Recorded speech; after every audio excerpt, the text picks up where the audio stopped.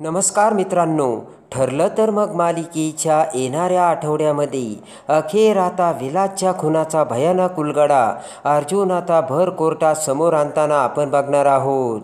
विलासच्या खुनात प्रियाला अर्जुन कसा दोन भयानक पुराव्यामध्ये अडकवतो आणि विलासच्या खुनामध्ये आता ज्या वेळेस खून घडला त्यावेळेस आता मधुभाऊच्या मोबाईलमधून आलेल्या एकाच फोनने तर प्रियाने खून झाल्यानंतर केलेल्या विलासच्या मोबाईलवरून मेसेजने अर्जुन हा आता केस फिरून प्रिया आता खुनात कशी सहभागी होती आणि प्रियाने आता विलासचा खून झाल्यानंतरचे केलेले ते सगळे कांड पोलिसांच्या मदतीने अर्जुन आता कसे जज समोर आणतो आणि दामिनी देशमुखची बोबडी वळवून आपण आता केस हरणार हे आता दामिनी देशमुखच्या डोळ्यासमोर आणून अर्जुन आता केसला कशी कलाटणी देतो.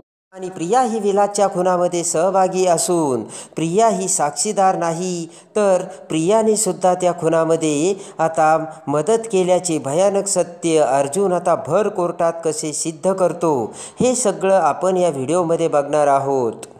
त्यामध्ये आता विलासच्या खुनामध्ये नक्की काय काय घडलं, काय काय झालं याचे सगळे पुरावे अर्जुन आणि सायली हे दोघेही मिळवत असतात. छोटे छोटे पुरावे गोळा करून एक खट्टी पुराव्याची साखळी तयार करायची आणि विलासच्या खुनाचा सगळा सिनेमा जज समोर आणायचा आणि दामिनी देशमुखला आता चांगलाच धडा शिकवायचा हे आता अर्जुनने ठरवलेलं असतं.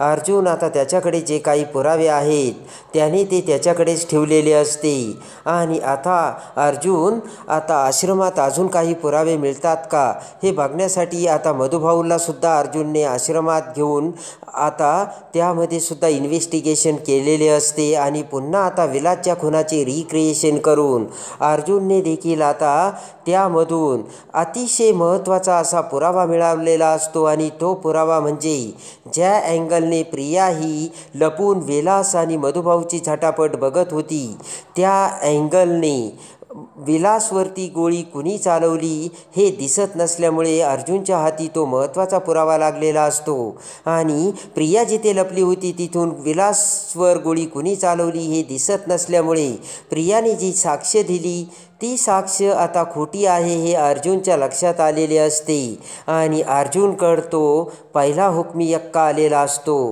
त्यानंतर आता अर्जुन त्या खुनाच्या रिक्रिएशनचा आणि त्यावेळेस त्या आश्रमात काय काय घडले असन याचे चित्र सगळे आता अर्जुन त्याच्या डोक्यामध्ये फिट करून त्याचा विचार करत असतो. अर्जुन आता त्याच्या बेडरूममध्ये चैतन्य आणि सायलीसोबत आलेला असतो. त्यावेळेस आता चैतन्यला अर्जुनने सांगितलेले असते की हे बघ चैतन्य, विलासचा खून ज्यावेळी झाला त्यानंतर पोलीस हे 1.5 तासानंतर तिथे आले. म्हणजे विलासने त्याच्या मोबाईलवरून मेसेज करून सांगितले होते की मधुभाऊपासून माझ्या जीवाला धोका आहे आणि तो मेसेज गेल्यानंतर इकडे मधुभाऊ विलास हे आश्रमात आले, त्यांच्यात झटापट झाली, नंतर विलासवर गोळी चालली.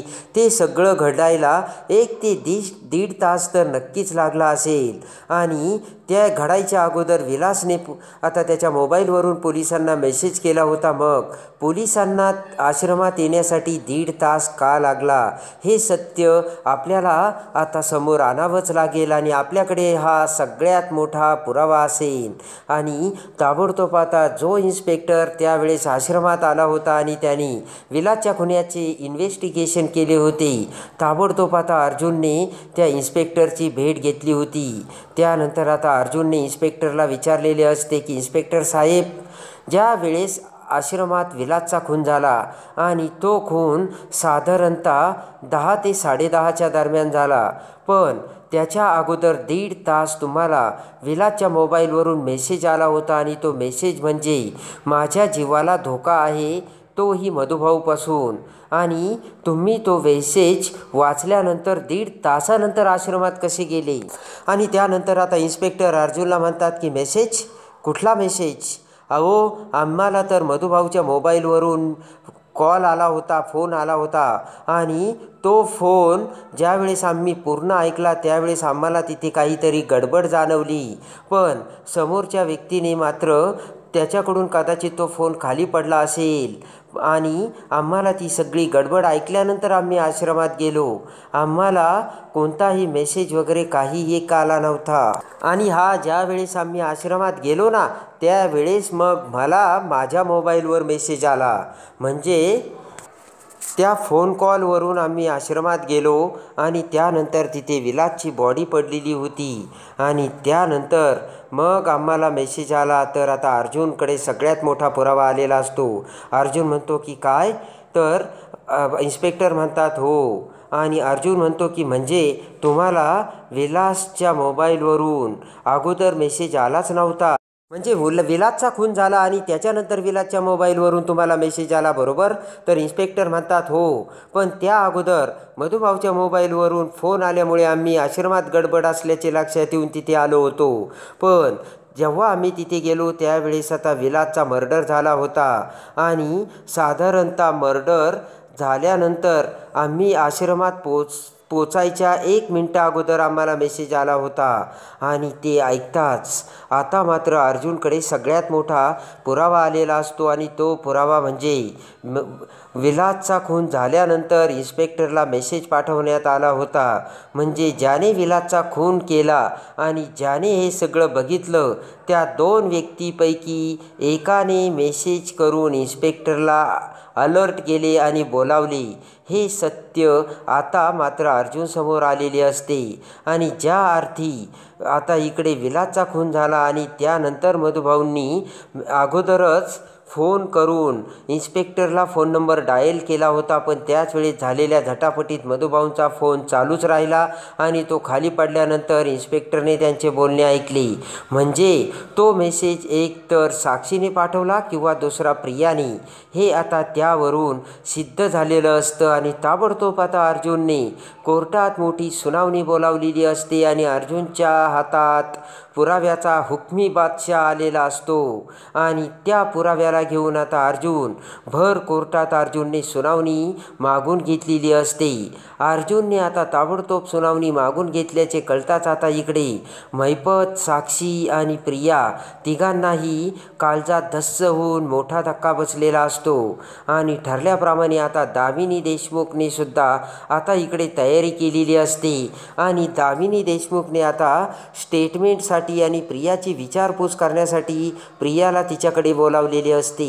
आणि आता रविराजने मनाई करूनसुद्धा, विरोध करूनसुद्धा प्रिया सगळ्यांच्या नजरा चुकून आता दामिनी देशमुखकडे आता चौकशीसाठी गेलेली असते.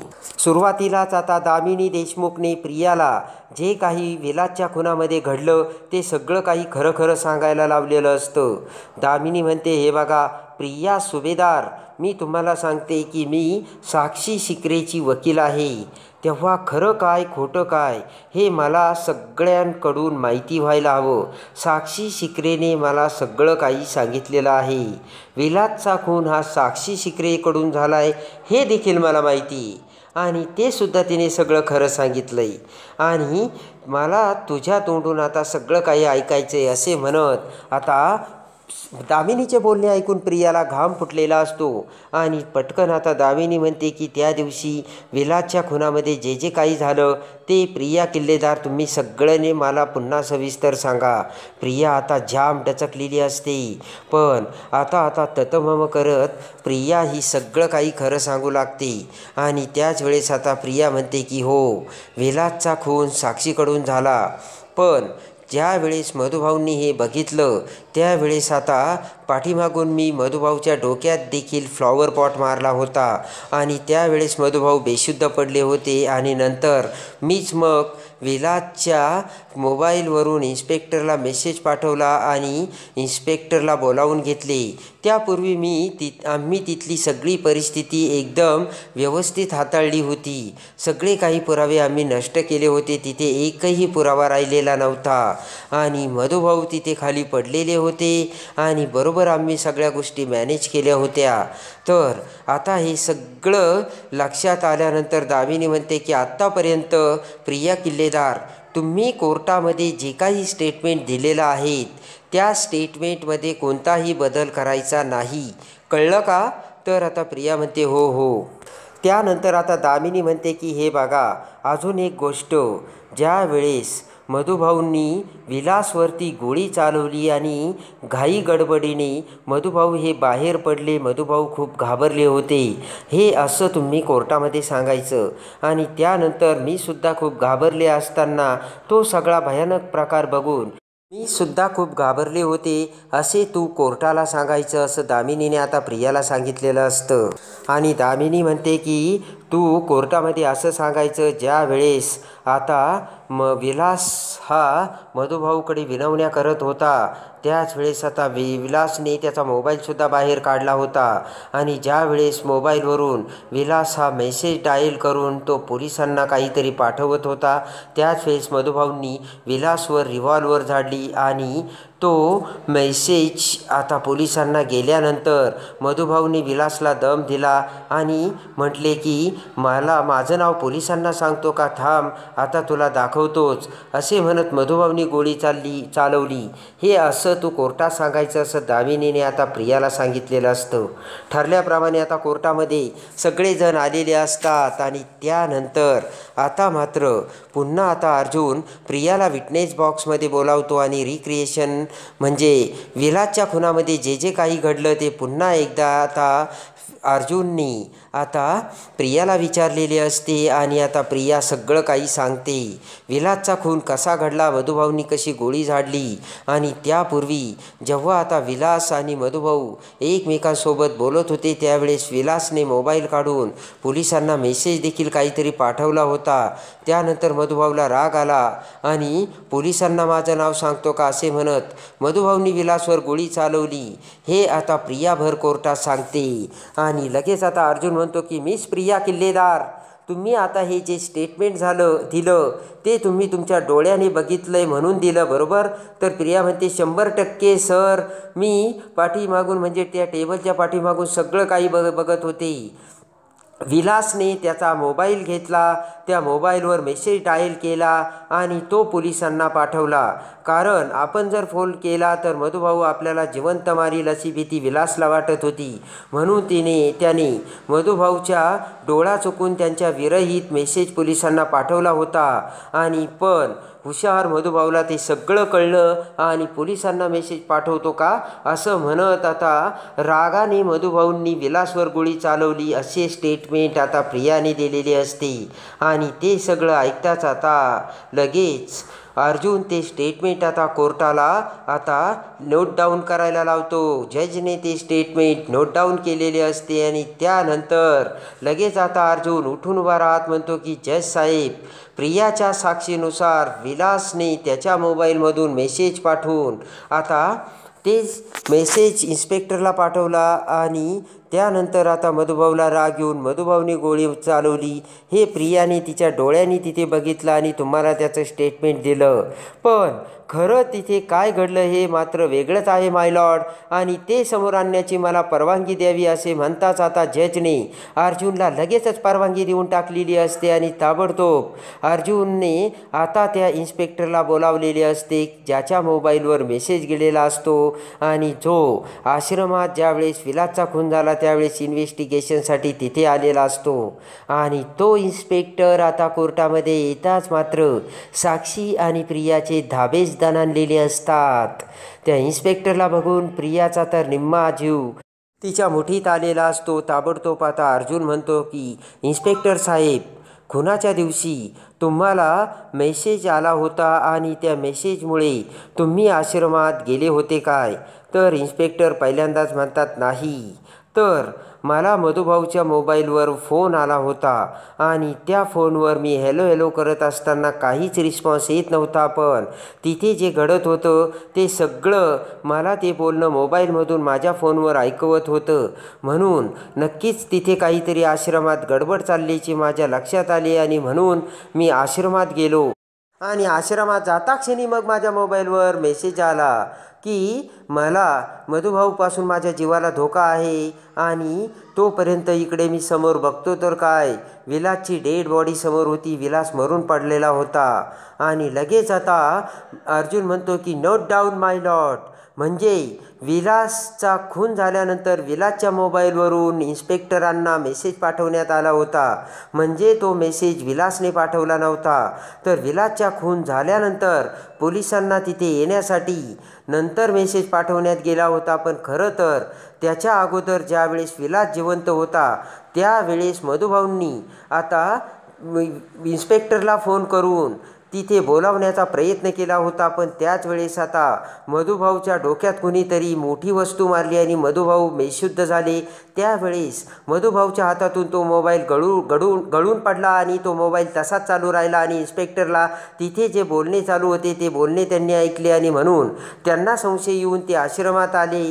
आणि मग मला सांगा, प्रिया ही साक्षीदार होती, प्रियाने ते सगळं बघितलं होतं, तर मग प्रियाने खोटं का बोलली आणि प्रिया ही खोटी साक्ष का देते आणि आत्तापर्यंत प्रियाने ही जी साक्ष दिली ती खोटी साक्ष असल्याचे आता ताबडतोब अर्जुनने आता जजसमोर सिद्ध केलेले असते. आणि त्याचबरोबर प्रिया ही खोटं बोलत असल्याचे जजसमोर येऊन जजला आता मोठा पुरावा मिळालेला असतो. आणि इन्स्पेक्टरने आता त्या मोबाईलमध्ये सगळे ते कॉल रेकॉर्डिंग, सगळे डिटेल, सगळे मेसेज आणि त्याचं ते सगळे टायमिंग जजला दाखवलेले असते. आणि तो टायमिंग आणि ते सगळे कॉल रेकॉर्डिंग बघत विलासचा खून झाल्यानंतर विलासच्या मोबाईलवरून पोलिसांना मेसेज पाठवण्यात आला आणि प्रिया ही साक्षीदार, प्रिया ही तिथे सगळं बघत होती म्हणून प्रिया ही खोटं बोलते. प्रियाच्या स्टेटमेंटनुसार विलासने त्याच्या मोबाईलमधून मेसेज इन्स्पेक्टरला पाठवला, पण खरं तर विलास मेल्यानंतर तो मेसेज गेला. हे सत्य आता जज समोर आलेले असते आणि ताबडतोब विलासच्या खुनामध्ये याचा अर्थ प्रियासुद्धा सहभागी आहे आणि प्रियाने सुद्धा त्यांना मदत केली. हे सगळं सत्य जज समोर येऊन ताबडतोब जजने आता दामिनी देशमुखची सगळी ऑर्डर झिडकारून प्रियाला बेड्या घालण्याचे आदेश दिलेले असतात आणि 2 तगड्या पुराव्याने हुकमी यक्का समोर आणत अर्जुनने विलासच्या खुनामध्ये प्रियाचा सुद्धा हात असल्याचे सिद्ध केलेले असते आणि ताबडतोब प्रियाला घातलेल्या असतात त्या बेड्या. तर आता अर्जुन विलासचा खून साक्षीने केला आणि प्रिया ही साक्षीसोबत विलासच्या खुनात सहभागी होते हे तिसरं सत्य कसे समोर आणतो आणि पहिल्यांदा आपण ही केस हारणार हे आता दामिनीच्या डोळ्यासमोर येऊन दिवसात दामिनीची हार आता दामिनीच्या डोळ्यासमोर आणून अर्जुन आता केस कशी पलटून सत्याचा विजय करून देतो हे बघण्यासाठी आणि ठरलं तर मग मालिकेच्या डेली अपडेटसाठी बेल नोटिफिकेशनवर क्लिक करून आपल्या चॅनलला लाईक करा, सबस्क्राईब करा.